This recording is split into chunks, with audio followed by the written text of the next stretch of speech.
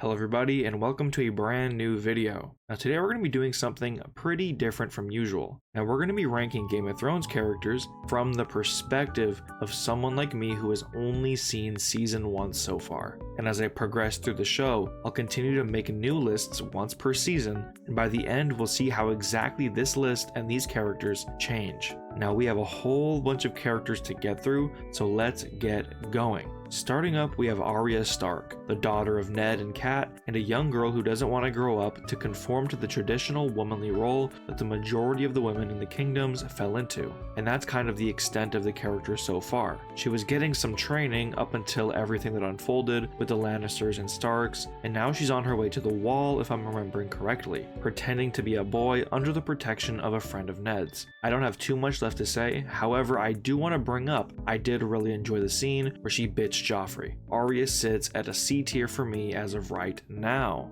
Next we have Sir Barristan, and he's just an honorable old knight who was let go by Joffrey at the start of his reign, and where I'm at right now, there's not a whole lot of indication that he's going to be important going forward, but you never know with a character like this, so I'm just going to slap him at C tier for the moment and move forward. Now next up we have Bran, the boy who loved to climb up until he caught a couple of Lannisters doing things they really should not have been doing, and he was promptly pushed out of the window, never to walk again. Now Bran is fine, I suppose. He's not done anything super meaningful as of yet, besides being left in charge after Robb went out to do his thing. However, he's also very important, because there are multiple storylines that branch off of him being pushed out of the window. Damn near all of them, in fact. And the dreams and stuff like that, I'm sure are going to lead to a very promising storyline in the future. And for that reason, I'll keep Bran at a strong C tier for the moment, although I do have high hopes. Now next up we have Bronn. Now he's at the moment not incredibly important, however he is a lot of fun. He says fuck it, leaves Cat, sides with Tyrion, and then fights for his life, ending with the two becoming buddies. He doesn't take anything too personally, and he's honest about who he is. I'll give Bronn a cool B tier. Next up we have Cat. Mrs. Spin for her family under any circumstance. I really do like Cat. She's a badass mom and does whatever has to be done, whether that be kidnapping Tyrion or meeting up with her freaky ass sister or trying to sneak up into the capital undetected. Cat was going to figure out who and why her son was nearly assassinated. Obviously she's not involved directly in the majority of the battles or badass scenes or whatever else you may say, but she's made her presence known and I fuck with her heavy. And I don't care what nobody says, she's standing tall in the A tier. Next up we have Cersei. Now don't get me wrong, she's an evil bitch. However, she's a banger of a villain. Her and her freaky ass brother, but specifically her, are so evil and intelligent,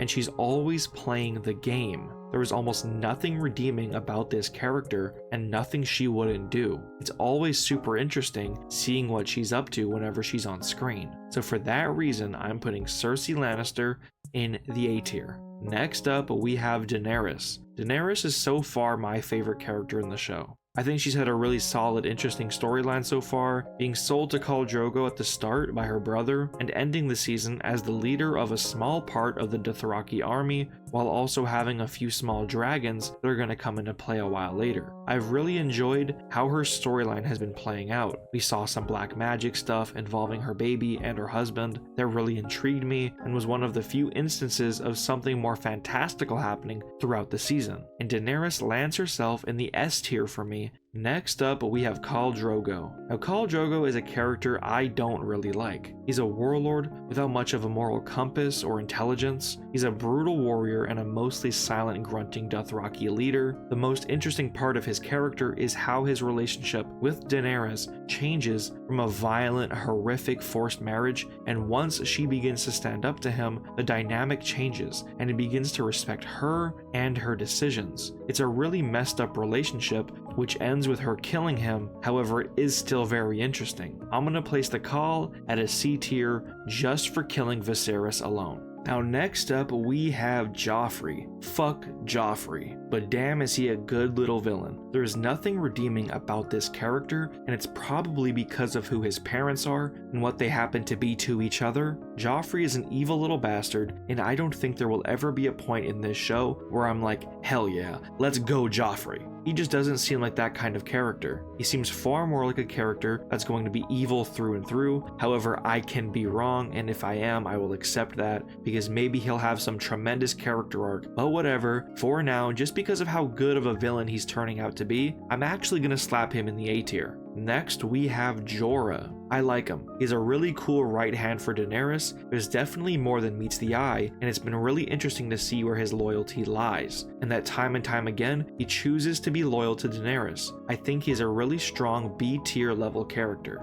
Now next up, we have Lancel Lannister. Honestly, this dude sucks, and initially I was like, damn, when Robert kept shitting on him, but then after seeing him with Cersei and being forced to see his ass, I had absolutely no kind words for this dude. F tier character. However, following him, we have Littlefinger. Now, similar to Cersei and Joffrey, I hate this character, but he's a damn good villain and antagonist. He's so snaky and manipulative and just a little fucking weasel, but he's so good at being just that. However, I don't believe he's as good as some of the other villains from this season, so for that reason, I'm gonna put Littlefinger in the B tier. Next up, we have Lysa Arryn, Kat's sister. This chick is so weird. So freaking weird. And you guys all know why I'm saying that. I remember when I first saw that scene, my jaw nearly smashed to the floor. It seems like that's how everyone was moving back then, and no one really batted an eye. But regardless, Lysa is a strange, cruel ruler who lands herself at the D tier for me.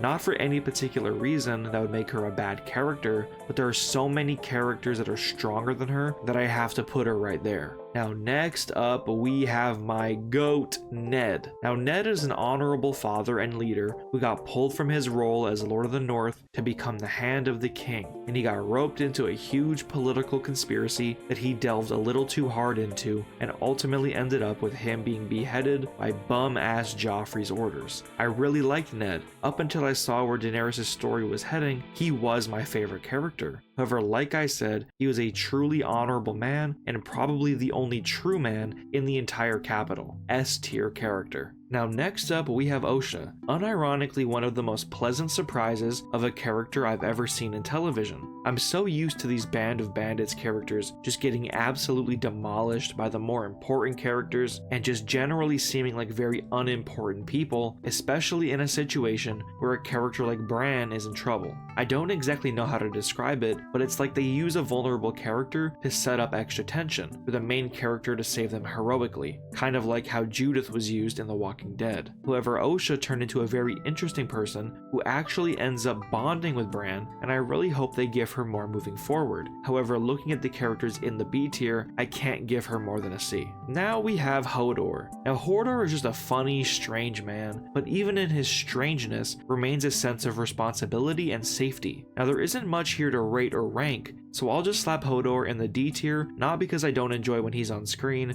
but he isn't on the same level as the other characters in the C tier and up. Now we have Renly Baratheon. Now I don't want to sound like a super broken record here, but they just didn't give me enough to rank him super high. He's ambitious, I'll give him that, and he wasn't super scared to stand up to his brother who is the king, so he's got some balls, but he still falls in D tier for me. He's nothing really that important yet. However, the next character we have here, Robb Stark, becoming the new Lord of the North, he's doing well for himself at the moment. His strategy managed to throw off the Lannister army, and in doing that, they managed to capture Jaime, and still have him at the moment where I'm at, though I strongly suspect that won't last too long. Robb stepped up after his father and is so far undefeated in battle as a commander, and he is also clearly very focused. We won this battle, but we haven't won the war kind of mindset. I like Robb, and I'm very excited to see where he goes in this show. A tier. Now next up we have King Robert, the man who was Ned's best friend, who went to war with him, was ultimately slain by a boar. I liked Robert a lot. I liked how despite being king, he allowed certain people to joke around with him. His ego wasn't insanely big, and that made him a very likable character, shooting the shit with Ned to then promptly dissing on Cersei. Now it's not nice to disrespect your wife, it's an awful thing to do, but Cersei isn't exactly deserving of anyone's respect, to put it nicely. I liked how despite him and Ned's disagreement over whether they should have Daenerys killed or not, he was still able to forgive Ned for difference of opinion. Though ultimately it wasn't worth much, I liked Robert a lot and I'll place him in the A tier. Now next up we have Sam, the coward who warmed all of our hearts with his humor and friendship towards Jon. And for what he lacks up in bravery, he makes up for in likability. I don't think there was ever a time he was on screen when I was bored or like let's move on. He's really fun and a bit of light in a show that's full of some really dark shit. So Sam, you go in the B tier. Now next up we have Sansa. Now Sansa initially kind of annoyed me. It seemed like they were going to take her down the whole ditzy older sister of the younger rebellious sister who just stays stupid and makes all the wrong choices for everyone else to pick up after her. However, they definitely showed us multiple different dimensions of her character, as they showed how increasingly uneasy she became with Joffrey, obviously culminating to her snapping back at his remark about killing Robb, with her comment stating that maybe Robb would bring Joffrey's head to the table instead of the other way around.